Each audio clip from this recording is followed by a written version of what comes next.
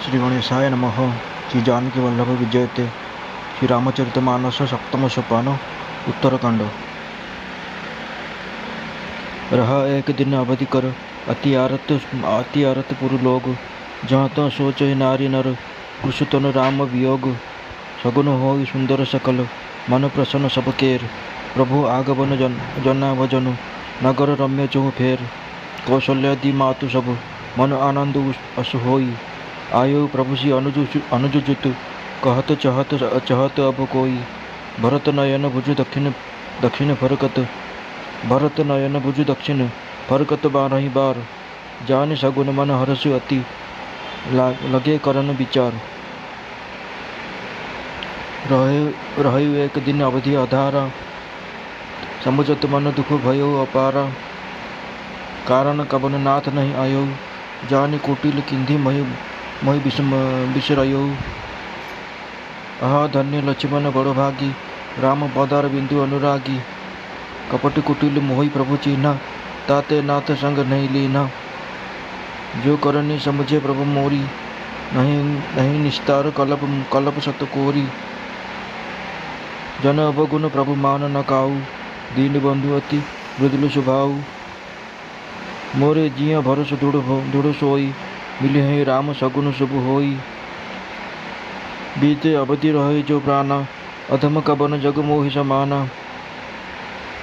राम विरह सागर मह, भरत मगन मन होत। विप्रु रूप धरि पवन सुत, आई गयो जन पोत। बैठे देखी कुशासन, जटा मुकुट पृष्ठगात। राम राम रघुपति जपत, सबन नयन जल जात। देखत हनुमान अति हर्षेउ, पुलक गात लोचन जल बरसेउ।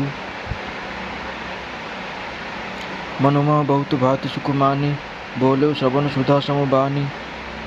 जासु बिरह सोचहु दिन राति, रटहु निरंतर गुण गण पाती। रघुकुल तिलक सुजन सुखदाता, आयो कुशल देव मुनि त्राता।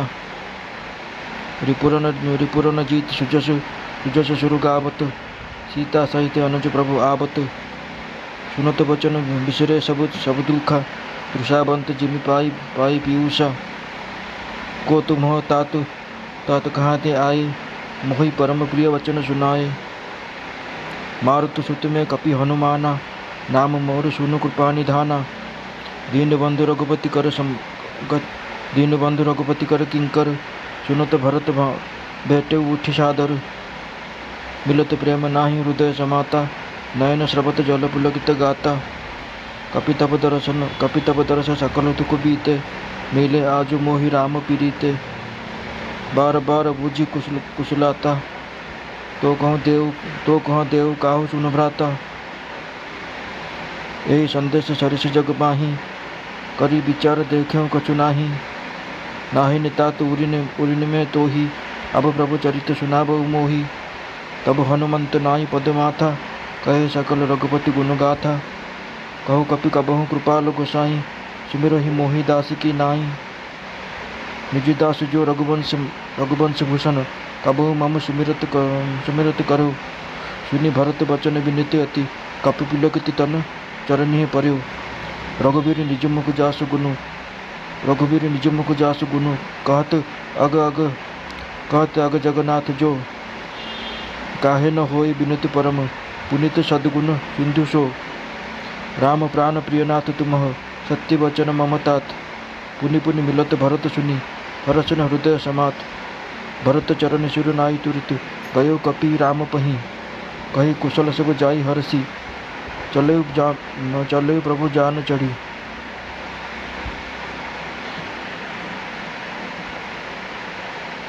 गयो कपि राम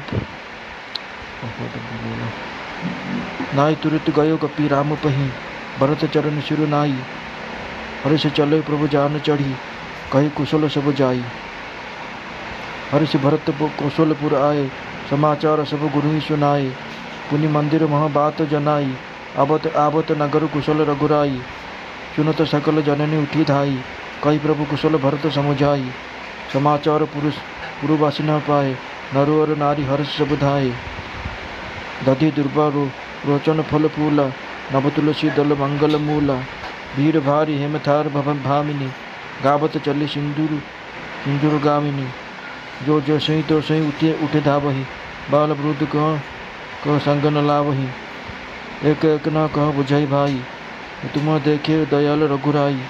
अवधपुरी प्रभु आवत जानी। भई सकल शोभा की खानी। भय सुहावन त्रिविध समीर। भय सरजू अति निर्मल नीर। हर्षित गुरु पुरुजन अनुजु। कुशल वृंदु समेत। चले भरत मन प्रेम अति। सन्मुख कृपा निकेत। बहुतक चढ़ी अटरी न निरखी गगन विमान। बहुत चढ़ी अटारी न निरखी गगन विमान। देखी मधुर सुरु हर्षित करही सुमंगल गान। राका शशि रघुपतिपुरु सिंधु देखी हर्षान। बढ़ियो कोलाहल करत जनु नारी तरंग समान। यहाँ भानुकुल कमल दिवाकर। कपिन दिखावत नगर मनोहर। सुनु कपीश अंगद लंकेशा।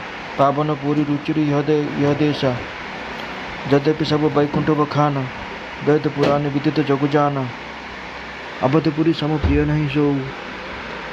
यह प्रसंग जानई को जन्मभूमि मम पुरी सुहावनी। उत्तर दिश वह सरजु पावनी।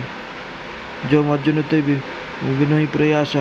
मम समिति नर पाभई बास। अति प्रिय मोहि यहाँ के वासी। मम धामता पुरी सुखरासी। हर्षे सब कपि सुनी प्रभु वानी। धन्य अवध जो राम बखानी।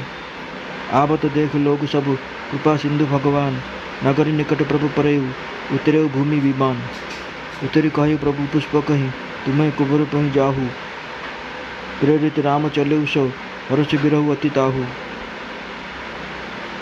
आये भरत संग सब लोगा। कुशतन श्री रघुबीर वियोगा। वामदेव वशिष्ठ मुनि नायक। देखे प्रभु महिधरी धनुषायक। धाई धरे गुरु चरण सरोरुह। अनुज सहित अति पुलक उतरोरुह। भेटी कुशल बूझी मुनि राया। हमरे कुशल तुम्हारी दाया।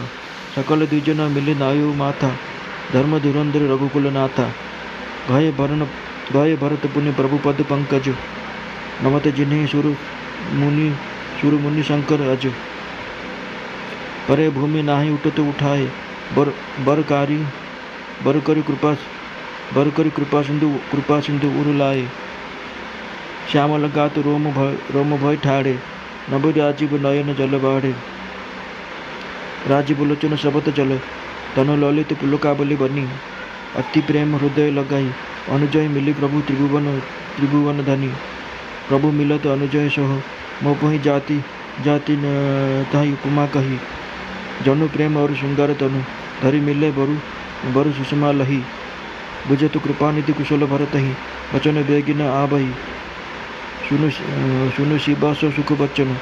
मनते भिन्न जानुजो पाबई। अब कौशलनाथ आरत जनि जन दर्शन दियो। बुझत बिरह बरिस कृपा निधान। मई कर गाहे लियो। पुनि प्रभु हर्षि शत्रुघ्न। भेटे हृदय लगाई। लक्ष्मण भरत मिले तब परम प्रेम दो भाई। भरतानुज लक्ष्मण पुनि भेटे। दुसह बिरह संभव दुख मेटे। सीता चरण भरत सुरु नावा। अनुज समेत परम सुख पावा। प्रभु बिलकी हर्षि पुरवासी। जिनत वियोग विपत्ति सब नासी। प्रेमातुर सब लोग निहारी। कौतुक कीन कृपाल खरारी। अमित रूप प्रगटे तुहि काला। जथा जोग मिले सबहि कृपाला। कृपा दृष्टि रघुबीर विलोकी। किए सकल नर नारी विशोकी। क्षणमहि सबहि मिले भगवाना। उमा मरम यह काहू न जाना। यही विधि सबहि सुखी करे रामा। आगे चले शील गुण धामा। कौशल्यादि मातु सब धाई। निरखी बच्च जनु धेनु लबाई। जनु धेनु बालक बच्च। तजगृह चरण बस परबस गई। दीन अंत पुरुरुख सबत। धनु हुंकार करी धावत भई। अति प्रेम प्रभु सब मातु। भेटे बचन मृदु भवविद कहे। गई विषम विपत्ति वियोग। भविति न हरस सुख अगणित लहे। भेटो नयन सुमित्रा राम। भेटो नयन सुमित्रा रामचरण रति जानी। राम ही मिलत कैकई कैकई हृदय राम मिलत कैकई हृदय बहुत सकुचानी। लक्ष्मण सब मात न मिली हर से आशीष पाई। कैकई कह पुनि पुनि मिले मन कर क्षोभ न जाई।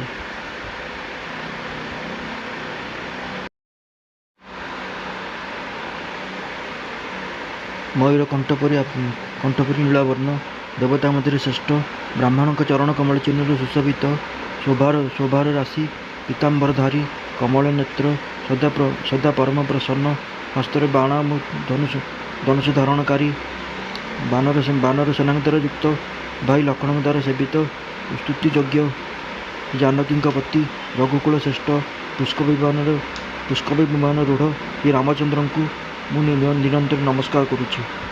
कौशलपुरी स्वामी श्री रामचंद्र सुंदर एवं कोमल दुई चरण कमल ब्रह्मा और शिवा द्वारा वंदित। जानकी कर कमल द्वारा प्रेरित होता चिंतन योग्य मनरूपी भ्रमर जी नित्य संगी अर्थात चिंतनकारी मनरूपी भ्रमर सदा से ही चरण कमल लगी रही है। कुंद फूल चंद्रमा और शंख समान सुंदर गौरवर्ण जगज्जननी पार्वती पति वांछित फलदाता दयावान सुंदर कमल समान नेत्रयुक्त कामदेव ठार मुक्तकारी और कल्याणकारी श्री शंकर मु निरंतर वंदना करुच्ची।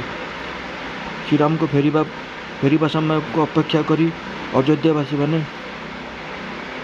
आतुर चातक परी चाह रही। तेणु नगर लोक मैंने बहुत दुखित होते।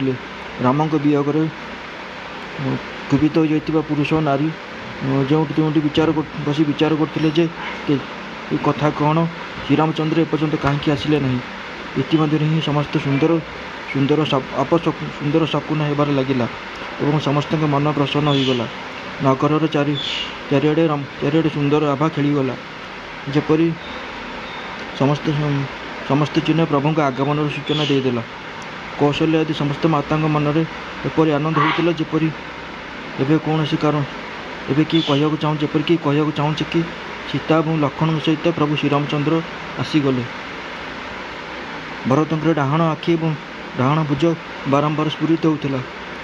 ये शुभ शकुन को जानी मन में अत्यंत आनंद है। राणी का आधार रूप अवधि कोटी गोटी दिन कल्प समय बीती जाऊला। से चिंतार बसी रही कि भरत मन से चिंतार बसी कि श्रीरामचंद्र केवे फेरे। भरत मन में असीम दुख होता। कथा कौन प्रभु एपर्यंत कहीं आसिले नहीं। प्रभु कुटिल बड़ी जानी मत बोधे परित्याग करदे। आहा लक्ष्मण हूँ सबुठ बड़ लक्ष्मण हूँ धन्य एवं बड़ पुण्यवान जी श्रीरामचंद्र चरणरबिंदर प्रेमी अटे अर्थात अलग होना। मत तो प्रभु कपटी बोली जानी एवं कुटिल बोली जानी मत दूर करदे। कथा यह अटे कारण जदि प्रभु मोर कार्य पर ध्यान दियंते तेबे 100 कोटी कल्प पर्यंत भी मोर तिरस्कार मोर निस्तर हो पार ना। किंतु एतिक आशा रही प्रभु सेवकर अवगुण को केवे भी देखते नहीं। से दीनबंधु अटंती एवं अत्यंत ही कोमल स्वभाव अटंती। अतएव मो हृदय में एपरी विश्वास अच्छी श्रीरामचंद्र अवश्य आसबे। कारण मत शकुन भी से सूचना देउछि। किंतु समय बीती जावा पर जदि मोर प्राण रहिबो जगत मो समान नीच किए हेबो। श्रीराम को वीर समुद्र भरत मन दुखी होता। से समय पवनपुत्र हनुमान ब्राह्मण रूप धारण करी ए प्रकार आसीगले जेपरी तांकु बुड़ी जाइथिबा लोक को बचाइवाई नौका आसी जाइछि। हनुमान दुर्बल शरीर भरत को जटामुकुट धारण करी राम राम रघुपति जप करिबा एवं कमल समान नेत्र अश्रु बहाइबार देखिले। तांकु देखिया मात्र ही हनुमान अत्यंत आनंदित हेले। तांकर शरीर पुलकित होगला। नेत्र प्रेमाश्रु जल भरीगला। मनर बहुत प्रकार आनंद सुख बोली मानी से कर्ण को पिय लगी अमृत समान वचन कहले। जहाँ विरह आपण दिन राति चिंता करुँच एवं ଗୁଣସମର ପଙ୍କ୍ତିକୁ ଆପଣ ନିରନ୍ତର ଗାନ କରୁଛନ୍ତି। ସେ ପ୍ରଭୁ ହିଁ ରଘୁକୁଳର ତିଲକ, ସଜ୍ଜନମାନଙ୍କ ସୁଖଦାତା ଏବଂ ଦେବତା ତଥା ମୁନିମାନଙ୍କ ରକ୍ଷକ ଶ୍ରୀରାମଚନ୍ଦ୍ର ସକୁଶଳ ଆସୁଅଛନ୍ତି। ଶତ୍ରୁଙ୍କ ରଣରେ ଜିତି ସୀତା ଏବଂ ଲକ୍ଷ୍ମଣଙ୍କ ସହିତ ପ୍ରଭୁ ଆସୁଅଛନ୍ତି। ଦେବତା ତାଙ୍କର ସୁନ୍ଦର ଯଶ ଗାନ କରୁଛନ୍ତି। ଏହା ଶୁଣିବା ମାତ୍ରେ ହିଁ ଭରତଙ୍କର ସମସ୍ତ ଦୁଃଖ ଚାଲିଗଲା। ଭରତ ସବୁ ଦୁଃଖ ଭୁଲିଗଲେ, ଯେପରି ତୃଷାର୍ତ୍ତ ଅମୃତ ପାଇ ପ୍ରସନ୍ନ ହୋଇଯାଇଛି। ଭରତ ପଚାରିଲେ, ହେ तात, ତୁମେ କିଏ ଏବଂ କେଉଁଠୁ ଆସିଛ ଯେ ତୁମେ ମୋତେ ଏତେ ସୁନ୍ଦର ବଚନ କହିଲ? ହନୁମାନ କହିଲେ, ହେ କୃପାନିଧାନ, ଶୁଣନ୍ତୁ, ମୁଁ ପବନପୁତ୍ର ଏବଂ ଜାତିରେ ବାନର ଅଟେ। ମୋର ନାମ ହନୁମାନ। ମୁଁ ଦୀନବନ୍ଧୁ ଶ୍ରୀ ରଘୁନାଥଙ୍କ ଦାସ ଅଟେ। ଏହା ଶୁଣିବା ମାତ୍ର ହିଁ ଭରତ ଉଠିଯାଇ ଆଦରପୂର୍ବକ ହନୁମାନଙ୍କୁ ଆଲିଙ୍ଗନ କଲେ। ସାକ୍ଷାତ କରିବା ସମୟରେ ହୃଦୟରେ ପ୍ରେମ ସମ୍ପୂର୍ଣ୍ଣ ଭରିଯାଇଥିଲା। ନେତ୍ରରେ ଜଳ ଆନନ୍ଦାଶ୍ରୁ ପୂର୍ଣ୍ଣ ହୋଇଯାଇଥିଲା ଏବଂ ଶରୀର ପୁଲକିତ ହୋଇଯାଇଥିଲା। ଭରତ କହିଲେ, ହେ ହନୁମାନ, ତୁମ ଦର୍ଶନରେ ମୋର ସମସ୍ତ ଦୁଃଖ ଶେଷ ହୋଇଗଲା, ଦୁଃଖର ଅନ୍ତ ହୋଇଗଲା। ତୁମର ଉପରେ ଆଜି ମୋତେ ପ୍ରିୟ ଶ୍ରୀରାମଙ୍କର ହିଁ ସାକ୍ଷାତ ହୋଇଗଲା। ଭରତ ବାରମ୍ବାର ଶ୍ରୀରାମଙ୍କର କୁଶଳ କଥା ପଚାରିଲେ ଏବଂ କହିଲେ, ହେ ଭାଇ, ଶୁଣ, ଏହି ଶୁଭ ସମ୍ବାଦ ବଦଳରେ ତୁମକୁ ମୁଁ କ'ଣ ଦେବି? ଏ ଶୁଭ ସମ୍ବାଦ ସମାନ ଏହା ବଦଳରେ ଦେବାଯୋଗ୍ୟ ପଦାର୍ଥ ଜଗତରେ କିଛି ବି ନାହିଁ। ମୁଁ ଏହା ବିଚାର କରି ଦେଖୁଅଛି ଯେ ଏଥିପାଇଁ, ହେ तात, ମୁଁ ତୁମଠାରୁ କୌଣସି ପ୍ରକାର ବି ଉତ୍ତୀର୍ଣ୍ଣ ହୋଇପାରିବେ ନାହିଁ। ଏବେ ମୋତେ ପ୍ରଭୁଙ୍କ କଥା କୁହ। ସେତେବେଳେ ହନୁମାନ ଭରତଙ୍କୁ ପ୍ରଣାମ କରି ଶ୍ରୀ ରଘୁନାଥଙ୍କର ସବୁ କଥା କହିଲେ। ଭରତ ପଚାରିଲେ, ହେ ହନୁମାନ, କୁହ, କୃପାଳୁ ସ୍ୱାମୀ ଶ୍ରୀରାମଚନ୍ଦ୍ର କେବେ ମୋତେ ନିଜ ଦାସ ପରି ସ୍ମରଣ ବି କରନ୍ତି? ରଘୁବଂଶ ଭୂଷଣ ଶ୍ରୀରାମ କ'ଣ କେବେ ନିଜ ଦାସ ପରି ସ୍ମରଣ କରନ୍ତି? ଏକଥା ଶୁଣିବା ମାତ୍ରେ ହନୁମାନ ପୁଲକିତ ହୋଇ କହିଲେ, ହେ ଭରତ, ତୁମର ଅହଭାଗ୍ୟ ଯେ ପ୍ରଭୁ ତୁମକୁ ସର୍ବଦା ସ୍ମରଣ କରନ୍ତି ଓ ତୁମ ବିଷୟରେ ସବୁବେଳେ ଚର୍ଚ୍ଚା କରନ୍ତି। ଯେ ଚରାଚର ସ୍ୱାମୀ ଅଟନ୍ତି, ସେ ରଘୁବୀର ନିଜ ଶ୍ରୀମୁଖରେ ଯାହାଙ୍କ ଗୁଣସମୂହ ବର୍ଣ୍ଣନା କରନ୍ତି, ସେ ଭରତ ଏପରି ବିନମ୍ର, ପରମ ପବିତ୍ର ଏବଂ ସଦ୍ଗୁଣର ସମୁଦ୍ର କାହିଁକି ନ ହେବେ? ହନୁମାନ କହିଲେ, ହେ ନାଥ, ଆପଣ ଶ୍ରୀରାମଙ୍କର ପ୍ରାଣ ସମାନ ପ୍ରିୟ ଅଟନ୍ତି। ହେ ଭ୍ରାତା, ମୋର ବଚନ ସତ୍ୟ ଅଟେ। ଏହା ଶୁଣି ଭରତ ବାରମ୍ବାର ହନୁମାନଙ୍କୁ ଆଲିଙ୍ଗନ କଲେ। ତାଙ୍କର ଆନନ୍ଦରେ ସୀମା ରହିଲା ନାହିଁ। ପୁଣି ଭରତଙ୍କୁ ପ୍ରଣାମ କରି ହନୁମାନ ତୁରନ୍ତ ହିଁ ଶ୍ରୀରାମଙ୍କ ପାଖକୁ ଚାଲିଗଲେ ଏବଂ ଯାଇ ସବୁ କଥା ଶ୍ରୀରାମଙ୍କୁ କହିଲେ। ସେତେବେଳେ ପ୍ରଭୁ ଆନନ୍ଦିତ ହୋଇ ବିମାନରେ ବସି ଚାଲିଲେ। ଏପଟେ ଭରତ ବି ଆନନ୍ଦିତ ହୋଇ ଅଯୋଧ୍ୟାପୁରୀକୁ ଆସିଲେ ଏବଂ ସେ ଗୁରୁଙ୍କୁ ପ୍ରଣାମ ସବୁ କଥା କହିଲେ। ପୁଣି ରାଜମହଲକୁ ଖବର ପଠାଇଲେ ଯେ ଶ୍ରୀ ରଘୁନାଥ କୁଶଳର ସହିତ ନଗରକୁ ଆସୁଅଛନ୍ତି। ଖବର ଶୁଣିବା ମାତ୍ରେ ହିଁ ସବୁ ମାତାମାନେ ଦୌଡ଼ି ଚାଲି ଆସିଲେ। ଭରତ ପ୍ରଭୁଙ୍କର କୁଶଳ କହି ସମସ୍ତଙ୍କୁ ବୁଝାଇଲେ। ନଗରବାସୀମାନେ ଏହି ବାର୍ତ୍ତା ପାଇଲେ। ସେତେବେଳେ ସମସ୍ତ ସ୍ତ୍ରୀ ପୁରୁଷ ସମସ୍ତେ ଆନନ୍ଦିତ ହୋଇ ଦୌଡ଼ି ଆସିଲେ ଶ୍ରୀରାମଙ୍କୁ ସ୍ୱାଗତ କରିବା ପାଇଁ। ଦହି, ଦୁଧ, ଗୋରଚନା, ଫୁଲ, ଫଳ ଏବଂ ମଙ୍ଗଳର ମୂଳ, ନବୀନ ତୁଳସୀ ଦଳ ଏବଂ ସମସ୍ତ ବସ୍ତୁ ସୁବର୍ଣ୍ଣ ଥାଳିରେ ଭର୍ତ୍ତି କରି ହସ୍ତିନୀ ପରି ଚଳୁଥିବା ସୌଭାଗ୍ୟବତୀ ସ୍ତ୍ରୀମାନେ ଗୀତ ଗାଇ ସେଠାକୁ ଚାଲି ଆସିଲେ। ଯେ ଯେପରି ଥିଲା ସେ ସେହିପରି ଅବସ୍ଥାରେ ସେଠାକୁ ଚାଲି ଆସିଲା।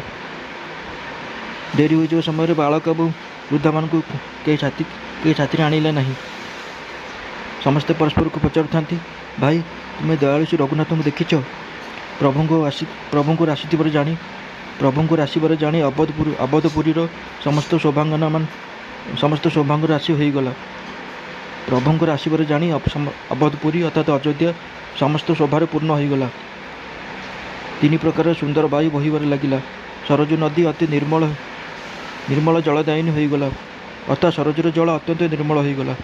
ଗୁରୁ ବଶିଷ୍ଠ, କୁଟୁମ୍ବଜନ, ଅନୁଜ, ଶତ୍ରୁଘ୍ନ ତଥା ବ୍ରାହ୍ମଣ ସମୂହଙ୍କ ସହିତ ଆନନ୍ଦିତ ହୋଇ ଭରତ ଅତ୍ୟନ୍ତ ପ୍ରେମପୂର୍ଣ୍ଣ ମନରେ କୃପାଧାମ ଶ୍ରୀରାମଙ୍କ ସାମ୍ନାରେ ଅର୍ଥାତ୍ ତାଙ୍କର ସ୍ୱାଗତ ପାଇଁ ଚାଲିଲେ। ବହୁତ ସ୍ତ୍ରୀମାନେ ଅଟ୍ଟାଳିକାରେ ଚଢ଼ି ଆକାଶରେ ବିମାନକୁ ଦେଖୁଥିଲେ ଏବଂ ତାକୁ ଦେଖି ଆନନ୍ଦିତ ହୋଇ ମଧୁର ସ୍ୱରରେ ସୁନ୍ଦର ମଙ୍ଗଳ ଗାନ ଗାଉଥିଲେ। कि रघुनाथ पूर्णिमार चंद्रमा अटंती तथा अयोध्या समुद्र अटे जी यही पूर्णचंद्र को देखी हर्षित होउछि चित्कार करुचे से बड़ चित्कार करुचे से ही सबुठ भाग्यवान अटे। एपटे दौड़ी जाउଥିବା स्त्री माने तांकर तरंग समान दौड़ी जाउଥିବା स्त्री माने तार तरंग समान जना पड़ुथिले। एठारे विमान रे सूर्यकूल रूपी कमल को प्रफुल्लित करथिबा सूर्य श्रीरामचंद्र बानर मानकर मनोहर बानर मानक सुंदर नगर देखाउथिले। से कहले सुग्रीव हे अंगद हे लंकापति विभीषण शुण यही पुरी पवित्र अटे एवं यह देश सुंदर अटे। यद्यपि समस्त वैकुंठर प्रशंसा करती यह वेद पुराण प्रसिद्ध अटे एवं जगत यहाँ जाने किंतु अवधपुरी समान मत प्रिय किसी भी नहीं। यही कथा कई विरला पुरुष ही जानती। ये सुंदर नगरी मोर जन्मभूमि अटे। यार उत्तर दिगरे जीवन को पवित्र करथिबा सरजू नदी विद्यमान जो स्नान करने द्वारा मनुष्य बिना परिश्रम ही मुक्ति प्राप्त करे। एठार निवासी माने मते मोर बहुत प्रिय। यही पुरी यही अयोध्यापुरी सुखर राशि एवं मोर परमधामर दाता अटे। प्रभुंकर बाणी शुणी समस्त बानर आनंदित हेले एवं कहबारे लगिले कि जो अयोध्यार प्रशंसा स्वयं श्रीरामचंद्र करुअछंती अवश्य ही से माने ता धन्य अटे। कृपासागर भगवान श्रीरामचंद्र समस्त लोक मान आसुवा देखिले। सेतेबेले प्रभु विमान को नगर निकट ओह्लाइबार आदेश देले। सेतेबेले से विमान पृथ्वी तले को ओह्लाइला। विमान बाहरी प्रभु पुष्पक विमान को कहले तुम एवं कुबेर के पाखक जाओ। श्रीरामचंद्र प्रेरणा से सेठार चलीगला। ताकू निज स्वामी पाखक जीवार आनंद थिला एवं प्रभु श्रीरामचंद्र अलग होबार दुख भी थिला। भरत सहित समस्त लोक मैंने आसीगले। रघुवीर वियोग समस्त शरीर दुर्बल हो जाता। प्रभु वामदेव वशिष्ठ और मुनिश्रेष्ठ मान देखिले। सेतेबेले से धनु बाण तले रखी अनुज लक्षण सहित दौड़ी जाई गुरु चरण कमल को धरी नेले। तांकर सबु लोमरे अत्यंत पुलकावली हो जाता। मुनिराज वशिष्ठ उठाई करी तांकु आलिंगन कले एवं कुशल वार्ता पचारे। प्रभु कहले आपण दयारु आमर सबकि कुशल अटे। धर्मनायक रघुकुल स्वामी श्रीरामचंद्र सबु ब्राह्मण सहित एकाठी देखा करी तांकु प्रणाम कले। पुणी भरत प्रभुंकर से चरण कमल को धरिले जहाँ देवता मुनि शंकर एवं ब्रह्मा भी नमस्कार करती। भरत पृथ्वी दंड प्रणाम करुँच उठाइले उठुना। सेतेबेले कृपा सिंधु श्रीरामचंद्र तांकु जबरदस्ती उठाई हृदय लगाईदेले। तांकर श्यामल शरीर रे रोमावली खंडित हो गला। नवीन कमल समान नेत्र रे प्रेमाशुक जलधार बहवाक लगिला। कमल समान नेत्र जल बोउछि।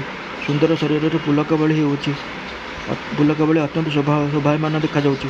तिलकर स्वामी प्रभु श्रीरामचंद्र अनुज भरत को अत्यंत प्रेम हृदय लगाई साक्षात कले। भाई को साक्षात करने समय प्रभु जेपरी शोभित होती तार उपमा मो द्वारा कहपर ना। जेपरी प्रेम मनकर जेपरी प्रेम और श्रृंगार शरीर धारण कर साक्षात करुँच श्रेष्ठ शोभा को प्राप्त होती। कृपानिधि श्रीरामचंद्र भरत को कुशल वार्ता पचारे किंतु आनंद बसावा कारण भरत मुखर भरत किसी भी कहीपारे नहीं।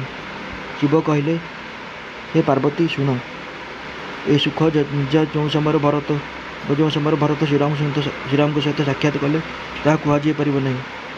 ताकू से ही कहीपर जी सी कहीपर सी ही जाने जी पाए।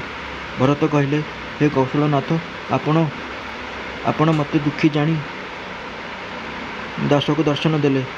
एथिपाई सबकि कुशल ही हे। विरह समुद्र बुड़ी जाऊँ मत कृपानिधान हाथ धरी बंचाई देले। पुणी प्रभु आनंदित होई शत्रुघ्न को आलिंगन कले और सहित साक्षात कले। सेतेबेले लक्ष्मण और भरत दुई भाई परस्पर सहित साक्षात कले। पुणी लक्ष्मण शत्रुघ्न को आलिंगन कले एवं यही प्रकार विरह उत्पन्न दुष दुखर नाश कले। पुणी भाई शत्रुघ्न सहित भरत सीता चरण प्रणाम कले एवं परम सुख प्राप्त कले। प्रभु को देखि अयोध्यावासी समस्ते आनंदित हेले। वियोग बुड़ी जाइथिबा समस्त दुख नष्ट हो गला। समस्त लोक प्रेम विह्वल अर्थात आनंदित हो हरर समस्त प्रेम विह्वल होबार आनंदित होबार देखि खरर शत्रु कृपाल श्रीरामचंद्र एक चमत्कार कले। से समय कृपाल श्रीराम असंख्य रूप से प्रकट हो गले और समस्त सहित गोटे समय ही यथायोग्य गोटे समय ही साक्षात कले। श्री रघुवीर कृपा दृष्टि देखि समस्त नर नारी शोकर रहित श्री रघुवीर निज कृपा दृष्टि देखि समस्त नर नारी को शोक रहित करदे। भगवान क्षण मात्र के समस्त सहित साक्षात कले। हे उमा ए रहस्य कहीं जापारे नहीं। यही प्रकार शील और गुणन धाम श्रीरामचंद्र समस्त को सुखी करी आगू को आसिले। कौशल्य आदि माता एपरी दौड़िले जेपरी नुआ जन्म होता गाई निज बाछुरी को देखी दौड़ी आसूची। जपरी नुआ जन्म होता गाई निज छोट बाछुरी को धरी स्नेह करे से प्रकार दुई एवं जेपरी दुई जन अंत दुई जन वियोग हो जाए अर्थात बाछुरी ठाठू अलग हो जपरी गाई को दुख हुए से प्रकार से जपरी हुंकार करी स्तन क्षीर रखी दौड़ी जाए नगर स्थान क्षीर रखी दौड़ी जाए नगर सबुआड़ को देखुए से प्रकार प्रभु अत्यंत स्नेहर सहित सबू माँ मान सहित साक्षात कले। साक्षात करी बहुत प्रकार कोमल वचन कहले। वियोग माता माने वियोग उत्पन्न भयानक विपत्ति दूर हो गला और समस्ते भगवान सहित साक्षात करी वचन शुणी अगणित सुख और आनंद प्राप्त कले। सुमित्रा निज पुत्र लक्ष्मण को श्रीराम को चरण स्नेही जानी सहित साक्षात कले। श्रीरामचंद्र सहित साक्षात करने समय कैकेयी हृदय में बहुत दुख होला। लक्ष्मण भी समूह माता सहित साक्षात करी आशीर्वाद पाई आनंदित हेले। से कैकेयी सहित बारंबार साक्षात कले किंतु मनर क्षोभ अर्थात रोष जाऊ नथिला। जानकी सब सासुमान सहित साक्षात कले चरण प्रणाम कले। सासुमान कुशल कथा पचारि आशीर्वाद देले कि तुमर सौभाग्य अचल हेउ। सब माँ मैंने श्री रघुनाथ को चरण कमल मुख कमल को देखुअं नेत्र आनंद अश्रु जल भरी जाइए किंतु मंगल समय जानी से अश्रुमान को रुकी पारना। जपरी सुनार थाली आरती कर बारंबार प्रभु श्रीअंग को देखुअं अनेक प्रकार निछाड़ी कर हृदय परमानंद तथा आनंद भरी जाइए। कौशल्य बारंबार कृपार समुद्र एवं रणधीर रघुवीर को देखुअं से बारंबार हृदय विचार कर ये लंकापति रावण को किपरि मारिले। मोर दुई पुत्र तो अत्यंत सुकुमार एवं राक्षसता बड़ योद्धा अटंती और महाबलशाली थे। लक्ष्मण और सीता सहित प्रभु श्रीरामचंद्र माता देखुअं मन परमानंद मग्न एवं शरीर बारंबार पुलकित होउछि। लंकापति विभीषण बानर सुग्रीव नल नील जाम्बवान एवं अंगद तथा हनुमान आदि समस्त उत्तम स्वभाव वीर बानर माने मनुष्य रूप धारण कले। से समस्त भारत को प्रेम सुंदर स्वभाव त्याग व्रत एवं नियम को अत्यंत प्रेम प्रशंसा करुथिले एवं नगरवासी मानकर प्रेम एवं प्रेमशील विनय पूर्ण स्वभाव को देखि से समस्ते प्रभु चरण तांकर प्रेमर प्रशंसा करुअछन्ति। पुणी रघुनाथ समस्त महामान को सखा मान को डाकिले और समस्त को शिखाइले कि मुनि मान के चरण प्रणाम कर। से गुरु वशिष्ठ आमर कूलर पूज्य अटंती। यांकर कृपार ही आम युद्धरे राक्षस मान बध हेले। गुरु कहले हे मुनि शुणु ये सब मोर सखा अटंती। एमाने संग्राम रूपी समुद्र मो बड़ पोत समान हेले। मोर हित पाई एमाने निज जीवन जीवन मध्य देदेले, निज प्राण त्याग मध्य करदेले। एमाने भरत ठारू भी अधिक प्रिय अटंती। प्रभु वचन शुणी समस्ते प्रेम और आनंद बुड़ी गले। यही प्रकार फलाफल नूतन सुख उत्पन्न हो गला। यही प्रकार क्षण मात्र के ही नूतन सुखर प्राप्ति है। पुणी से माने समस्त कौशल्या को प्रणाम कले। कौशल्या आनंदित हो आशीर्वाद देले और कहले, तुम्हें मत रघुनाथ तुम्हें माने मोर रघुनाथ समान प्रिय अट। आनंद कंद श्रीरामचंद्र निज महल को गले। आकाश में फूलर वर्षा होबार लगिला। नगर समस्त स्त्री पुरुष समूह नगर स्त्री पुरुष मैंने अट्टालिका पर चढ़ी